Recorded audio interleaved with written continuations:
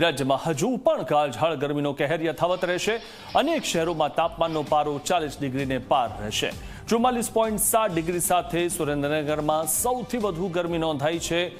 તો 44.4 ડિગ્રી તાપમાનમાં અમદાવાદીઓ પણ શેકાયા છે. રાજકોટ અને ગાંધીનગરમાં 43.5 ડિગ્રી ગરમી નોંધાઈ છે. ભાવનગર અને ડીસામાં ગરમીનો પારો 42 ડિગ્રીને પાર પહોંચી ગયો છે. રાજ્યમાં આવતીકાલથી આવશે વાતાવરણમાં પલટો. આવતીકાલથી રાજ્યમાં વરસાદની આગાહી કરવામાં આવી છે, એટલે કે આવતીકાલથી વરસાદ આવી શકે છે અને પ્રી મોન્સૂન એક્ટિવિટીના કારણે આ વરસાદ આવશે, કારણ કે હજુ ચોમાસું આવવાની વાર છે. પરંતુ હાલમાં જે પ્રકારની સ્થિતિ સર્જાઈ છે અને ગરમીની સાથે જે વાતાવરણ છે, કારણ કે બફારો જે થઈ રહ્યો છે તેના કારણે હવે વરસાદની જે શક્યતા વ્યક્ત કરવામાં આવી છે, આવતીકાલથી વરસાદની શક્યતા છે.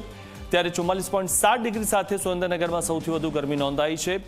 તો 44.4 ડિગ્રી તાપમાન અમદાવાદમાં રહ્યું હતું અને અમદાવાદીઓ શેકાયા હતા.